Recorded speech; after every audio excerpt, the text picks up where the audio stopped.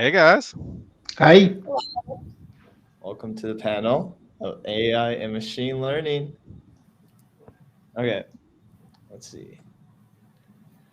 First off, you guys can just introduce yourself a little bit. Okay, Victor, you want to start? I see you. Sure. Hello, everybody. I'm Victor Cho. I am a tech entrepreneur. I will deny that I am a tech bro, even though my friends called me the other week asking me that. They're like, Victor, are you a tech bro? I'm like, no, no, that's not a good thing. But I am a serial technologist. I've worked at Microsoft, Intuit. I'm in my third CEO role. So I ran a company called Ophoto, photo sharing. I ran Evite for about 8 years, and most recently have taken over an AI imaging company called Emovid. So excited to be here, guys. Oh, and class of '93, Wharton alum, and love the school. Will always be a fan, and stay involved. I actually sit on the advisory board of the Wharton Data Analytics Advisory Board, which has been awesome. You want to pass it to someone else, Victor? Yeah, Julia, just because you're to my right. To whatever side that is, right? Um, so I'm Julia Bardmesser. I'm a recovering CDO, Chief Data Officer of Voya Financial, and before that, bunch of other financial services companies. Spent over way too many years, definitely over 25, building technology, data, analytics capabilities for large financial companies. Since leaving Voya, for the first time of my life, I'm not part of any company. I started my own. So the entrepreneurial part of it is new to me. I'm still figuring out how to do that part. I know how to advise and how to do things, but how to sell my services, that's something I'm learning every day. And I'm excited to be here and talk about AI and data and entrepreneurships and what do we need to do with this. And that's the word actually I've never been able to pronounce well. So you will all figure out what I mean when I say that, right? So, Stefano, I may not be pronouncing that right either. So, Hi, everybody. Thank you, Julia. Thank you for having me. And my name is Stefano Puntoni, and I'm a professor of marketing at the Wharton School. I've been here for about a year. Prior to this role, I was a professor in Europe at a business school called the Rotterdam School of Management at Erasmus University. That's in Rotterdam in the Netherlands. And it's been a pleasure being here. Here at Wharton, I teach about AI, about consumer psychological reactions to technology, about decision-making, and about branding. And I am also the co-director of a new center called AI at Wharton, where we are trying to foster and coordinate all work done on AI across education and research and across all the departments of the Wharton School. Actually, tomorrow we're launching the website. So if you're interested in seeing what Wharton is doing in this space, and we're doing a lot, then check it out. I guess I'll continue. I'm the last one here. So first of all, thank you very much for the opportunity to be with wonderful panelists like yourselves. Victor, I don't know if you know, but I used to work at Wharton Interactive and machine learning for business decisions, where we use Evite data, and your video was so cool. So I'm very grateful that I was able to see you in person, kind of. I mean, this is real world, right? This is the real person in person now. So my name is Levent, Yarar, originally from Turkey. I've been working at Wharton as executive for 4 years, and the last year and a half, nearly a little bit more than that, at Wharton Interactive. Unfortunately, a week ago, I parted ways in very amiable and good ways, no worries. And my passion is democratization of education, and I've been once seeing ChatGPT using Wharton interactive simulations, which we call them alternate reality courseware. All these things kind of put me in this new world where I'm a serial ChatGPT user. I'm learning more and more for a non-native digital. I am I'm trying to adapt as much as I can using AI, and it's been a great journey. So I'm very happy to be here and share what we've done at Wharton Interactive and what's been done and what I believe will be happening in the future. Thank you. All yours, Kyle. Awesome. It was amazing and very honored to share the panel with these four. I will be your moderator, and I myself am a student at UPenn. Victor, Stefano, and Levent teach or have also been here. So that's always great to be. All right, let's jump right in. First question. Really quickly, in each of your respective fields and experiences, how have you witnessed AI and machine learning transforming your traditional practices, and what do you believe are the most promising areas for future advancements? Do you want to pick someone or anyone jump in? Let's start with Stefano. Well, I mean, as an educator, I think, there's hardly anything I think happened in the last many years, which I think is going to be more transformative than what we are seeing now. We already heard it from the introductions, what Levent was saying about the power of generative AI to support, facilitate, and in some ways change and complicate life for teachers too, because, if you ever were a teacher and fed your tests or exams or assignments to ChatGPT, you'll probably find that it does a very good job with it. My position on that is exciting, is amazing, and if the students can do and I test very well using ChatGPT, then it's not on the students, it's on me, because I should probably do something else. And but as a researcher, my interest in understanding how algorithms are impacting and changing consumption in society. So I have a background in statistics, but basically for many years I've been working in decision science. So I'm essentially a behavioral scientist. And what I'm interested in is not so much how do you design the algorithms, but rather, once you have designed the algorithms, what do they do to people? What do they think about them? How do they affect the way they think about themselves, the way they think about others? And what are the barriers to adoption from a business sense? So there's so many exciting questions. I think it's changing everything. And I don't think there is any business function that is essentially going not to be transformed by large language models in some way, I'd say. It's coming from the industry, basically all of the work that I have done in my career is around how you get business value, how do you enable companies' growth based on data technology, architecture, analytics. And I've been working with analytics way before it was very, very cool. And, they were called quants. And now we have data scientists. And of course, as Stefano mentioned, LLMs, it looks a little bit like magic. So my usual line is there is no magic, and now we have a bit of magic in AI and LLMs, and they do bring capabilities that we haven't seen before. So on the plus side, it's given businesses opportunities to use to bring new insights, and a lot of it based on the data that previously has been unusable. So things locked in the documents that humans can read and make decisions on, but machines have historically had problems parsing enough to be able to make decisions on. And now LLMs basically can make everything usable, both structured data that's generated by the machines and unstructured data, written data or information that's generated by human. That's a huge promise and accelerator for businesses. It's also a threat to some degree. And there is a whole governance and risk awareness that happens around this, because, making everything available for the decision making could be a good thing, or often is a good thing, but sometimes is not. Yeah, I'd say on my end in the computer internet space, which is arguably where I operate, I'll start with just a statement, which is we're just at day one of like 100,000 days, right? And so if you think about the change that's already happened with some of these, I'll call them very early large language models. It's just the very tiniest tip of the iceberg. So the way I think about the world is pretty simple, which is all the signals say we have cracked the magic nut on what creates higher level reasoning and ultimately what will become sentience, right? And thinking machines.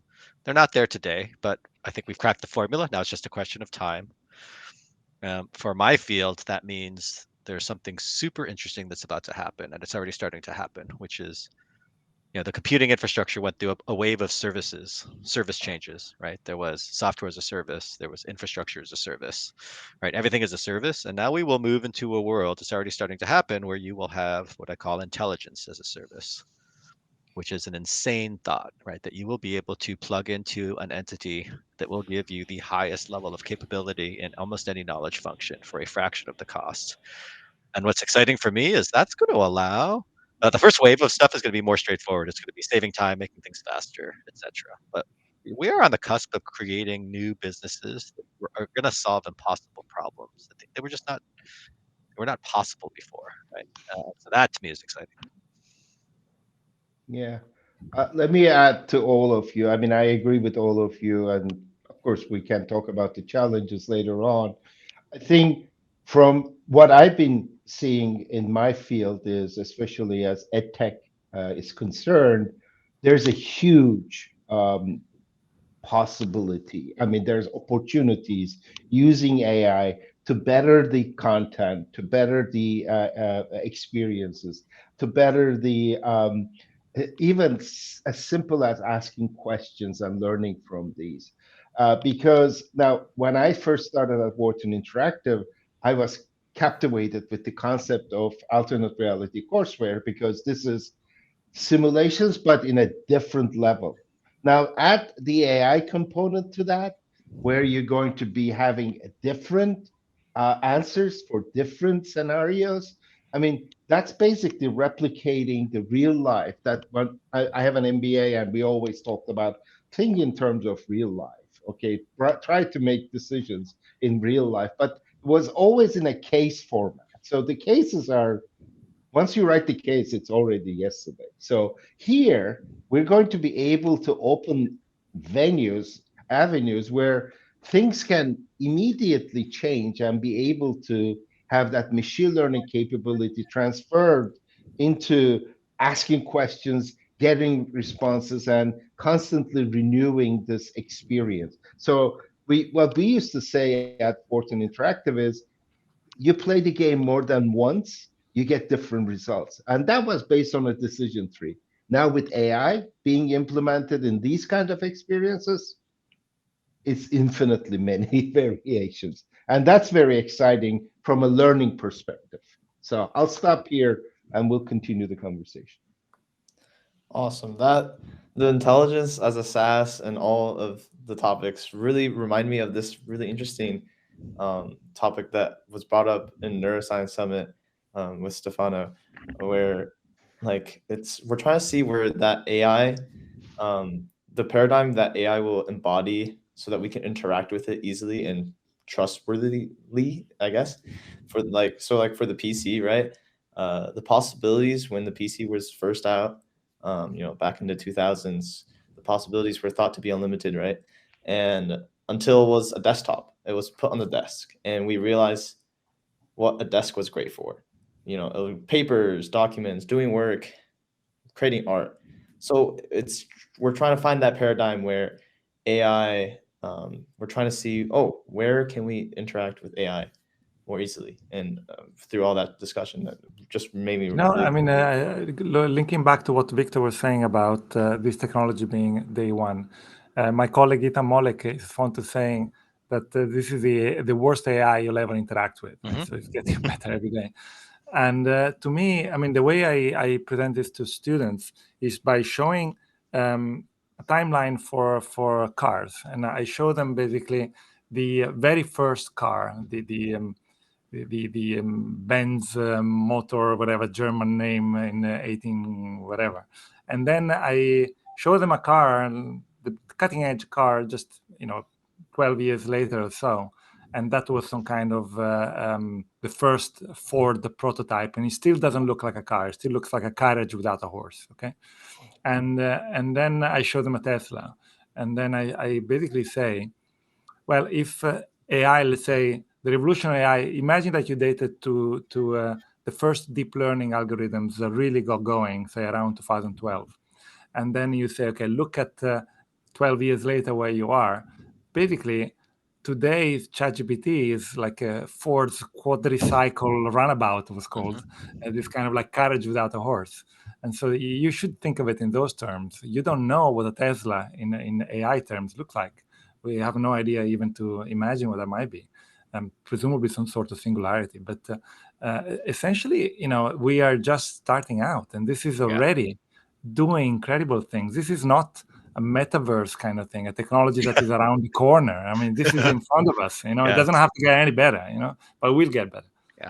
I fundamentally believe, I don't like to speak in hyperbole, but I think this will be the largest shock to human behavior and everything, ever. People say, oh, it's like electricity, or I think it's bigger than that. There's nothing that has taken the equivalent knowledge of whatever 40% of the population, made it instantly available, and then put itself on a path to transcend human capability. It's a crazy exciting time to be working on it. Awesome. This perfectly goes into, I guess, our next question. Kind of what skills and mindsets do you believe are essential for the next generation of professionals, academics, and entrepreneurs to thrive in this AI-driven world? I'll do one just because I had a bunch of, I was actually giving another presentation around responsible AI just up in New York for Princeton over the weekend. And there was a bunch of students there. They had a very similar question. And this is just personal point of view, but for me, the ability to meta synthesize at a higher level is going to take a while before the machines get there. They're gonna get very, very good and proficient in point domains, right? But the ability to really sit broadly across multiple areas it's going to take a long, long time, I think, for that to become obsolete. So just really good systemic critical thinking, in weird ways, like a liberal arts education may become more valuable, right? As it's just giving us the tools to think critically across a broader and broader range, and deep knowledge will be less and less valuable because we're going to have machines to do it, right, for us. We're not going to need to have those raw skills. It's thinking about, so a story, I became a manager because I got tired of, so I was a developer. I started as a developer and enjoyed development, and I enjoyed business logic and solving the problems. The pieces I didn't enjoy and eventually really got tired of is having to keep to learn new syntax for the languages. So new languages come along. To be marketable, you have to learn new language or learn new API, and those details are not interesting. But you have to learn them to have a job and to be able to be productive. You can't really do search, on every single syntax. When you work, you have to produce. So what's interesting about this, that it basically, for example, AI application in code generation, it can't solve the business problem yet. But if you say solve this problem this way, it will figure out all the boring bits. So, which makes jobs much more interesting. But you also need to think much deeper of how to solve the problems outside of the box, critical thinking. I always felt like liberal arts education, and to me, mathematics is actually part of liberal arts education because it teaches you how to solve the problems, sometimes in non-obvious ways, becomes incredibly valuable. And I know I'm like, this is with the students more so than computer science that teaches you specifics of a specific syntax of a specific language, of a specific way of building the computers or operational systems. I want to add something I'm a little bit critical on this skill thing because there was a recent study made by Harvard, and they did it at the BCG, Boston Consulting Group, and they asked 750, I'm reading this, so bear with me a little bit, 750 BCG consultants were asked to integrate GPT-4 into their roles. So far, so good. And their enhanced performance was 40%, the performance increased, but there was a drop in 23% drop in business problem solving capabilities. So herein lies the problem. As it is, we are having problems critical decision-making problems from our current education system. Now, putting AI in the forefront and saying AI is going to support you is now creating some sort of a reverse feedback where we're improving our work, whatever. I don't know how they decide that 40%, but in the meantime, as a consultant, they are losing 23% of their problem solving capability. So I would say, as a skill, what I would say is critical decision making. It should be not too much reliance on something because we're in day one for sure. Maybe in day 100, 1,000, we're going to have more dependable models, algorithms, less bias. So I would say that critical decision making, and when I say that again, this is very important that we can't just self-reliant on GPT, but we have to also use our common sense to some of these answers we're getting and the research, early research at this is showing that we're not there yet. So we need to make sure that those decision-making skills and problem-solving skills are really part of the AI revolution. And a lot of soft skills are also included in that, which we can talk about it later. For me, linking it to the question about education, I think it is. So you can think about the evolution of skills. So the way that you don't give a child in primary school a calculator because they have to learn arithmetic, but you give it to them in high school when they do calculus. You can think of ChatGPT like that too. If you never learn to think, you never learn to develop arguments, writing, those skills that are, can perform at surprisingly good level by GPT-4 already in many situations, you'll never learn to do that. So I think it is important that you students really learn to think. And GPT can help you think.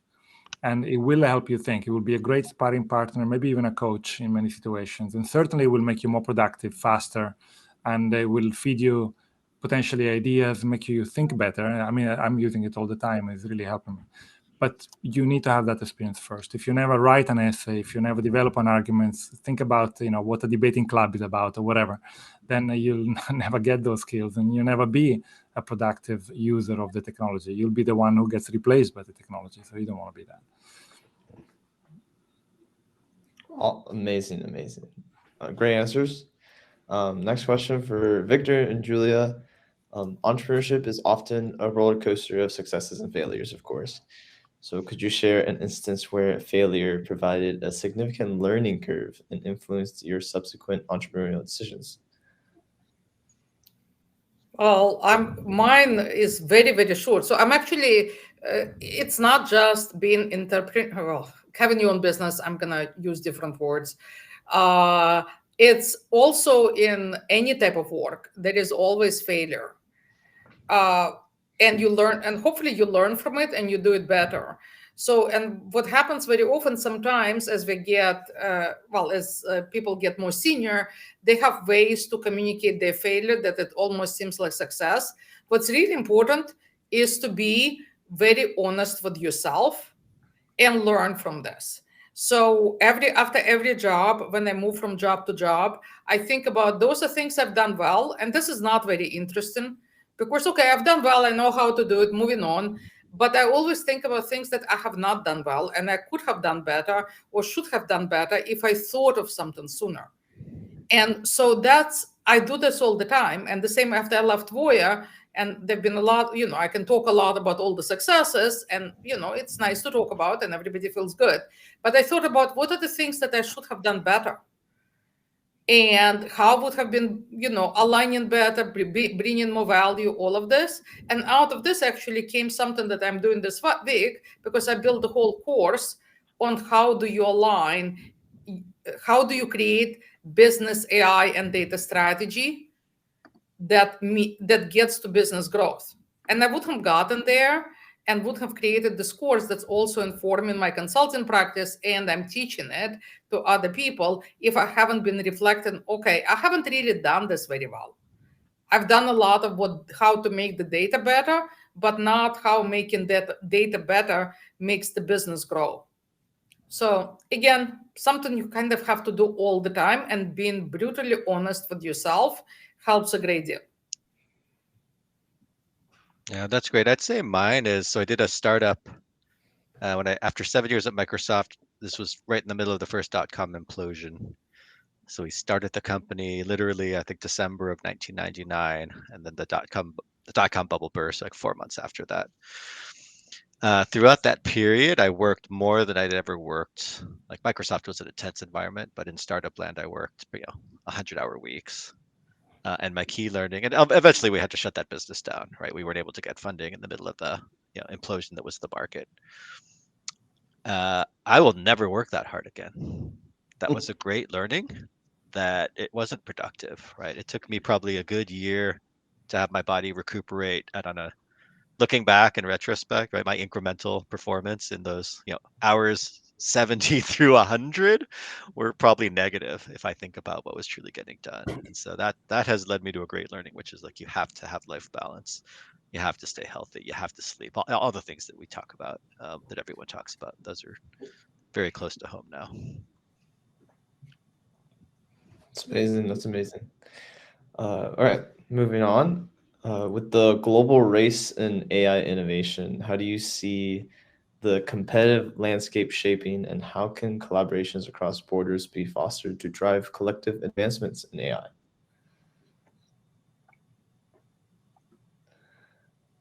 I'll let me tackle that, because my previous function was a strategic partnership, and I valued that a lot. I think one thing we need to make sure that, and I'm going to quote one of my good colleague, Sarah Toms, who is now doing magic at IMD as Chief Learning Officer. She said, while the promise of immersed learning is enticing, it must not inadvertently widen existing disparities, but rather work toward narrowing them. What I'm trying to say here is, again, in the context of democratizing of education, these technologies that we're creating should be scalable, and the technologies should be shareable and affordable, and also use in like, one of the problems with, as we all know, metaverse is, one, requires a high band, but creating technologies that are low band, and creating these technologies in such a way that it is easier to be applied in places that we've never imagined before. And I'm talking the Africas, I'm talking the subcontinent, Asia. So therein lies the biggest problem. These innovative solutions must somehow create these strategic partnerships, and be able to allow those the need the most these kind of learning journeys in such a way that we can don't create disparities, but reduce the disparities and make sure that everybody have equal access to high quality knowledge, high quality education. And I think AI will play a good role in that, as long as we can really create those. We don't create barriers. We want to make sure that these barriers are not created, and there are opportunities for everyone.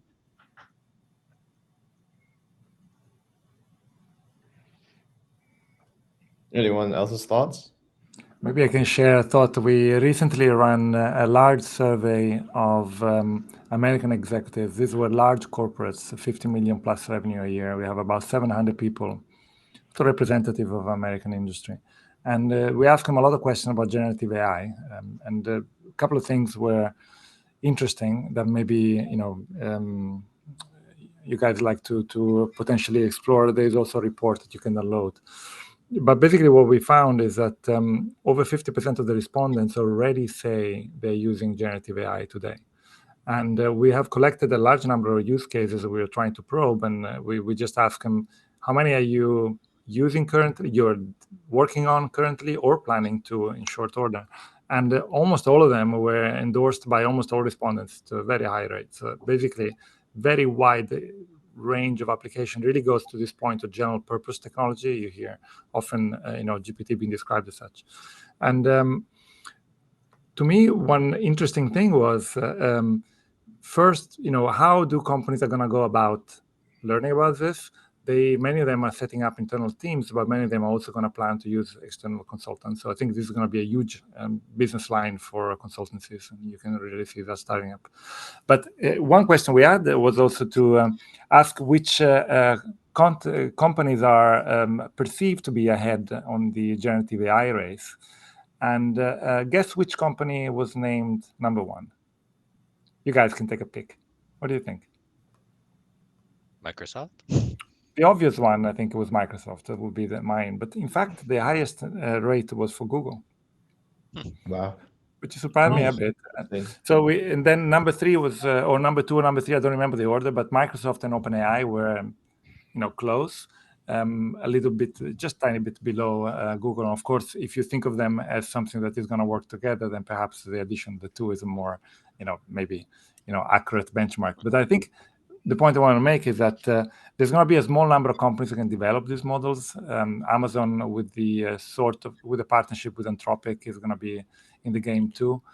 We'll see what Meta with Llama is able to do. They took a different kind of pathway. But essentially, it's going to be 4 or 5, I don't know, maybe Hugging Face, a few more, but not many. It's going to be a limited number of companies competing in this space. And from the point of view of the user, it's basically a commodity, meaning the GPT-4 that I use is the same that you, Kyle, are using. Maybe companies will fine-tune networks, will find ways to differentiate around that. But essentially, the engine is the same for everybody. So it's really interesting to think about it. We have this incredibly cutting-edge technology, and going to Levent's point, it's going to be accessible. The person in Kenya who gets access to GPT will have the same GPT that I have. And there are issues of access, but I've seen studies where you can run GPT off WhatsApp, and in sub-Saharan Africa they do have WhatsApp. And as long as there is some funding from either corporates or some NGOs or governments to enable that access, everybody gets to use it.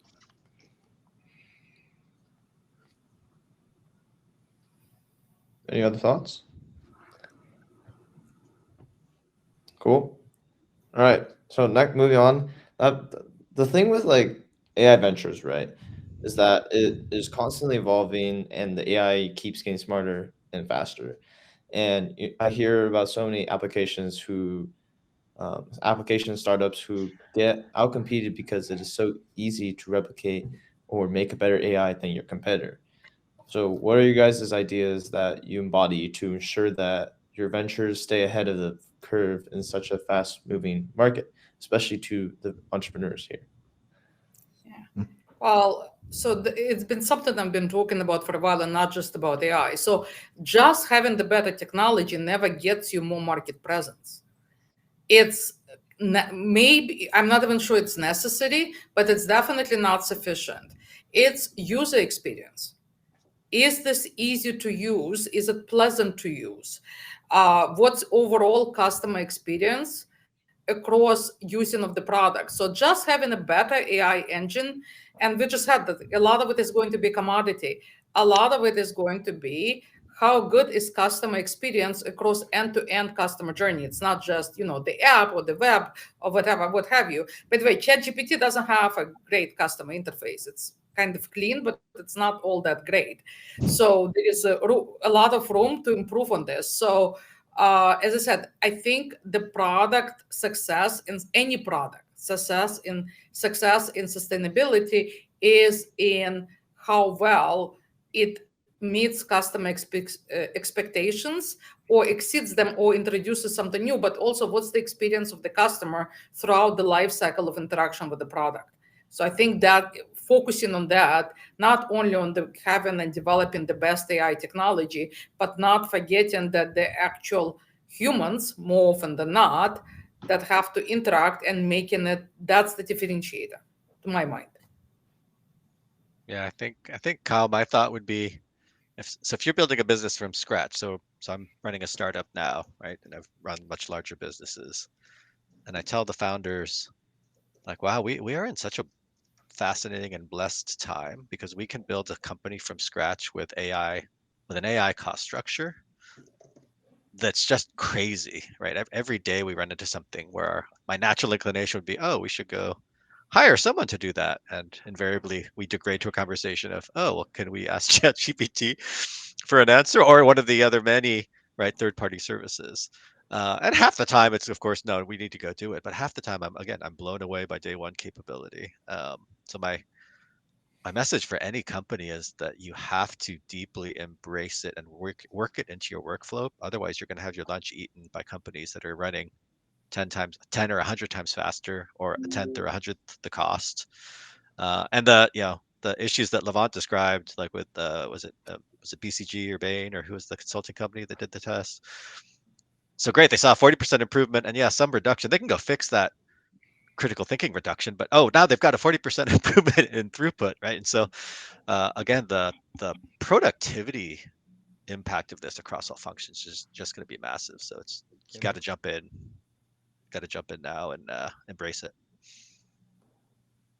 Totally agree, Victor. I mean, that's something we can easily fix. I mean, because the core of the BCG consultant is solve problems. So once their commissions or bonuses didn't work, we'll fix that problem. Yes. But if you told them a month ago, hey, make your consultants 40% more efficient, like impossible, right? Impossible. I'm with you. Well, but on the other hand, doing 40% more, but not of the right things, is not necessarily great. Just saying, of somebody who has managed large teams, I don't necessarily want my team doing 40% of more of something. I want them to do the right 40% of the right things. Actually, I'll settle for 10% of the right things versus 40% of the wrong things. We're in full agreement with you, Julia.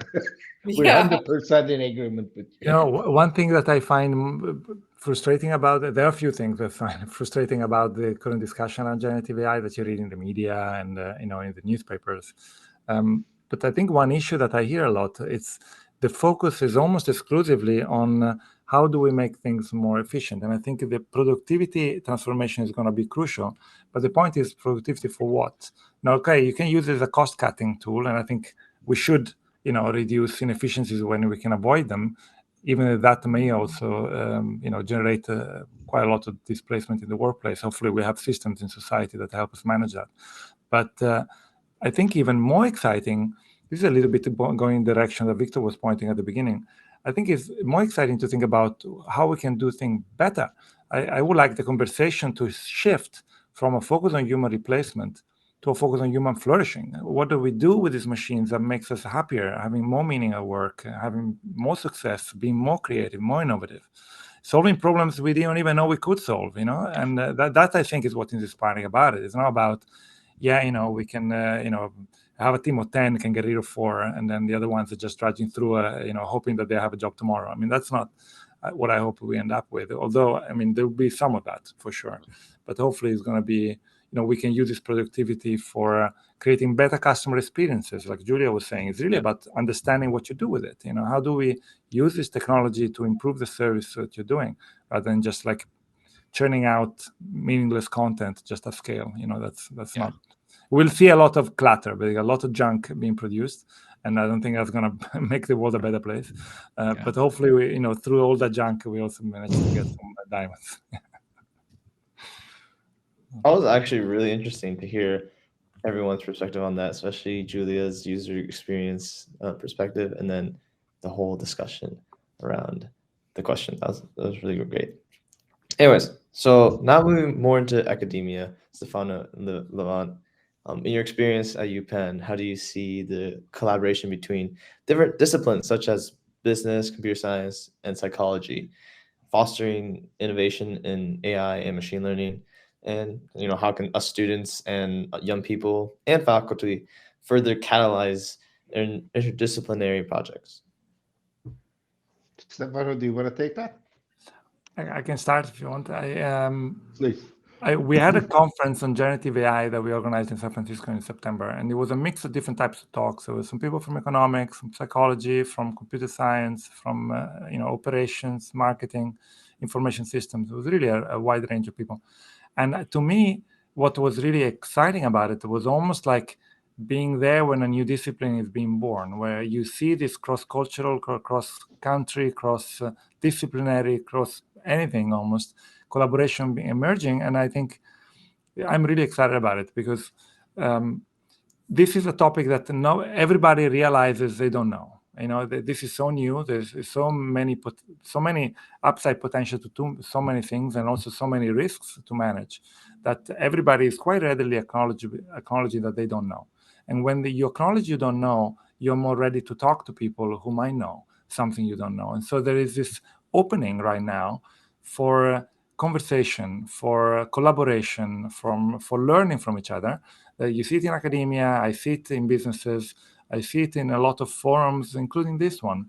And I think that makes me very excited, because I think this is how we learn, not by having our little silos where we feel comfortable, where we feel competent, but actually stepping out of that and feeling uncomfortable and maybe incompetent, but with the goal of becoming more comfortable and competent with time. And so I would tell students, go out there and talk to people and take courses and learn things that you think are challenging, and maybe they'll be different, but somehow they speak to how the world is changing and the role you can play in it moving forward. So just, get out of the comfort zone, and you'll have to get out. You'll be put in the uncomfortable zone at some point anyway, so you might as well be the one who's in control. Yeah, I totally agree with you, Stefano. I think there are so many opportunities. And I know one of you said that we don't know what we can solve with AI.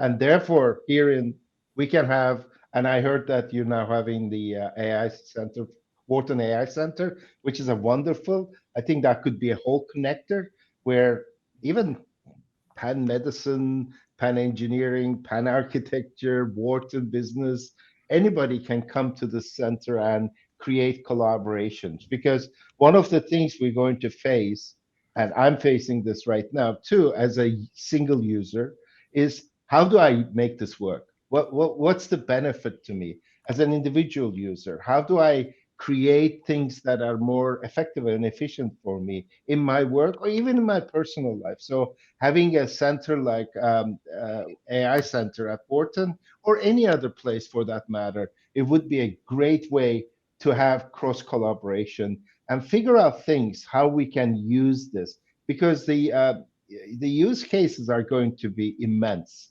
It's a matter of where do we use it, what problems are we going to solve, because as we all know, I mean, everything starts with a problem, and if we can define the problems, how AI can be used to be able to solve those problems. But I think the most important thing I see, especially at this level, is expertise. I think we should have, for lack of any other word, AI consultants who can really support uh, companies, schools, and be able to provide that in a connection between my problem and how I can use the technologies that's out there. I mean, that is ChatGPT is only the beginning, as we all be discussing it. But there's other opportunities where only strategic partnership can solve and bring it to the whole marketplace, all those as use cases. That's amazing. All right, that perfectly stems to the next question. For this could be addressed to all of you guys, but who did you consider as your mentors throughout your journey, especially for the entrepreneurs? I'm sure mentors, people who you look up to. Who did you consider as your mentors throughout your journey, even both professionally and personally, and how has mentorship contributed to your entrepreneurial journey? Or academic journey, and how do you envision giving back to the communities that helped you, especially in the realm of tech? And then relating it kind of to AI, do you see AI being a mentor?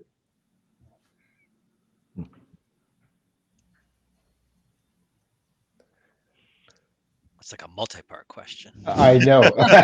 Yeah. Look, I'll take a. Oh, go ahead. go ahead, Victor. No, please, No, please. I was just going to say. So I think my short answer is I've had definitely different individuals over my career. I don't want to call them mentors as much because they weren't like elongated relationships, sadly, for whatever reason. I moved around a lot, went to a lot of different companies, but they were like brief bursts of intensity where I just came away with some really critical new skill. So I'll give you an example. Scott Cook, who was the founder of Intuit, really brought to Silicon Valley as a whole. He was probably one of the preeminent execs that brought the power of customer centricity, net promoter, right? A customer-centric business, customer-centric engine. I didn't have any of that coming in because I grew up at Microsoft, which was all about systemic monopoly manipulation and optimization. And so spending time with him was amazing, right? Because I got to get that learning firsthand. So I definitely am a proponent of giving back. Just one tactical example of that, I took a sabbatical year fairly recently and published out a whole course. Actually, a lot of the learnings I got from Scott, but also from Intuit, and I just kind of published that out as a, hey, I got help when I was young, so maybe I can give some of that back for free to the world. So I am a big proponent of taking your gifts and giving them back. And I learn a ton from AI every day. I don't know that they're coaches as much, but I definitely my learning ramp is going up because of AI for sure. Like I think on an incremental basis, every day I'm learning more than I was a year ago. How do you know what it's teaching you is actually true? I mean, I have completely, I was preparing the course and I did something, ask like, what's the difference between apple and peach? And it gave me mostly correct answer, but then there was one piece that was incorrect. Like, where did you get that? So that's one of things. Like, I think I use ChatGPT quite a bit for summarization. So I say, well, how do I summarize? This is 5 thoughts. Can you summarize in like 3 paragraphs? And it does a great job. But when it's a new one, I kind of have to I feel like I have to go and check whether that's actually true. Anyway, but yeah. Let me jump in here. I mean, it's so timely because I'm going to see my mentor that I had since I was age 20 tomorrow at Boston. So that he meant a lot. And what I learned from him is basically critical thinking, defining the problem correctly before you try to provide solutions, etc. What I loved, and I've been using ChatGPT, of course, but I also started using other tools, and I'm paying for these, by the way. It's not free, so I'm not trying to promote them. But one that I've been using extensively, which is a video maker, because of my job, it's important to put visual assets out there. Amazingly easy. Takes me now 20 minutes to make my own videos using this tool. I mean, it's just mind-blowing for me. It became my coach, okay? I mean, and I can manipulate, use it different visual. Everything is in one space. I go in there, put 20 lines, 25 minutes later, I have this video, and I'm impressing everyone. Everybody thinks I'm a genius now. Well, I'm not. The AI is helping me. Similarly, what's the tool? Hold on a second. What's the tool? I'll send it to you after the conversation. Please send no it problem. to me. Yeah. I'm not curious. I mean, there's a cost to it, but I am so happy now that I can express myself using AI video, and it's helping me to learn, as Victor's point, what I can improve. The other thing which I hated using Microsoft Power. I mean, I don't even want to talk about it. This PowerPoint. Yeah, I never get creativity from Microsoft PowerPoint. Now I'm using a new AI tool, and my presentations are beautiful. It's not boring. It's simple to the point. So what I'm saying is, I'm using AI tools as coaches right now, not mentors, and I'm very happy. And it's constantly giving me additional time to do other things, which is very critical. I used to spend hours to create videos, good, PowerPoint presentations. None of that is no longer necessary. And I'll send you what. Give me a challenge, because so Emovid, we're AI-driven video creation company, not for the long form video, but for actually short asynchronous communication. So now I'm gonna send you some stuff. You got to tell me if our stuff. Okay, I would love to use it. Yeah, and I will definitely put it out there, because this is what I am passionate about, so that we can all, increase our speed of thinking by using these mundane works on a platform that we don't have to worry about. Okay, I'll stop here. Is the slideshow maker beautiful.ai? Yes. Yeah, it's amazing. It's amazing.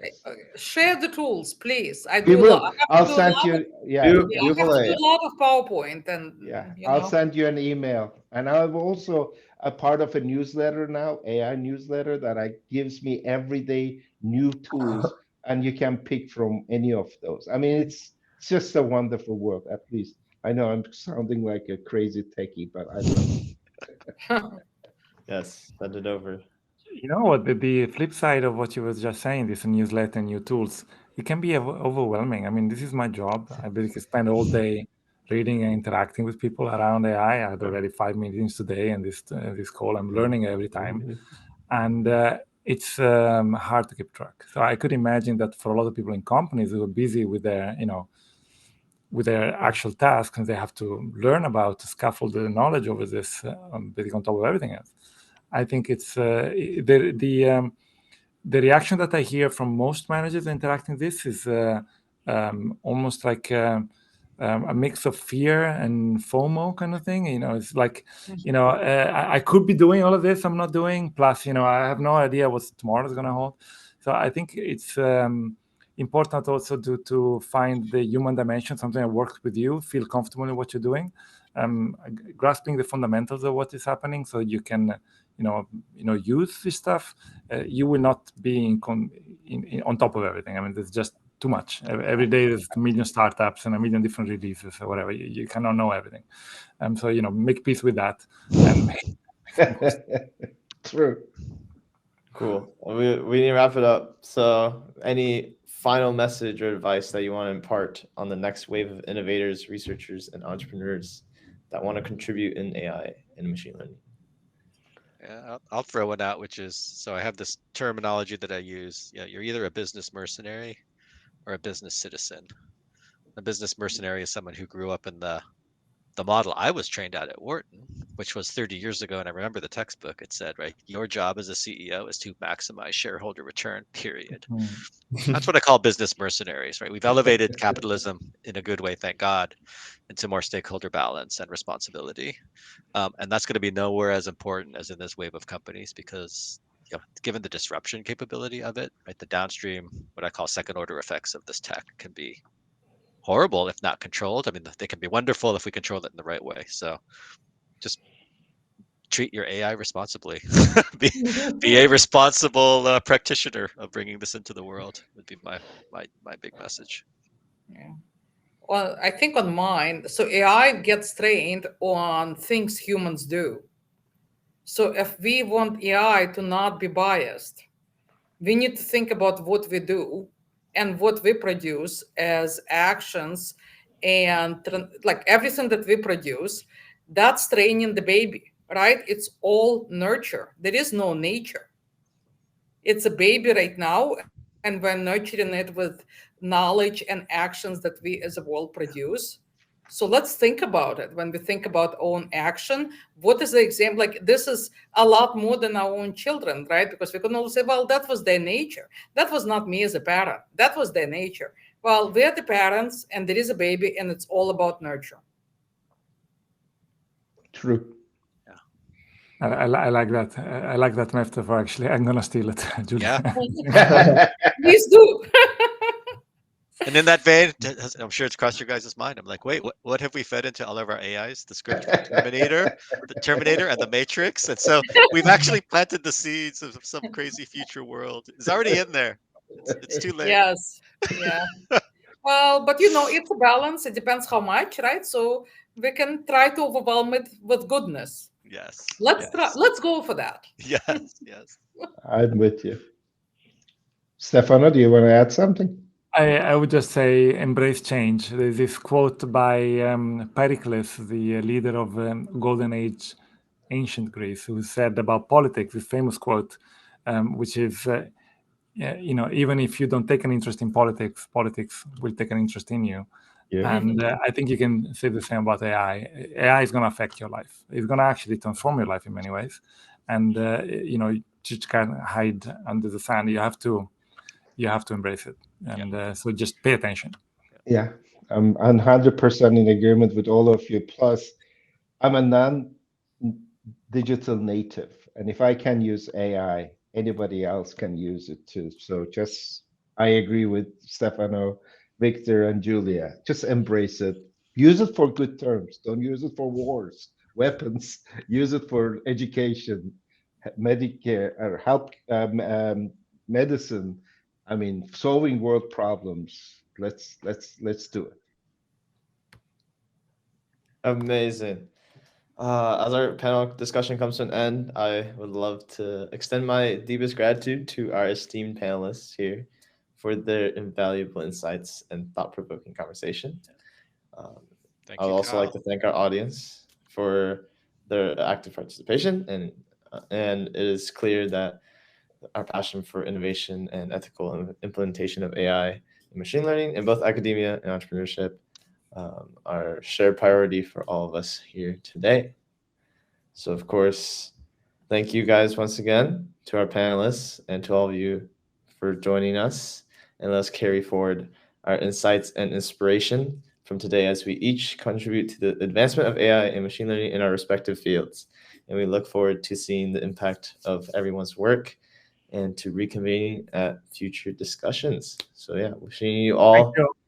Thank you. Thank you. Such a pleasure. Thank you. Thank you. Thank you, It was a pleasure.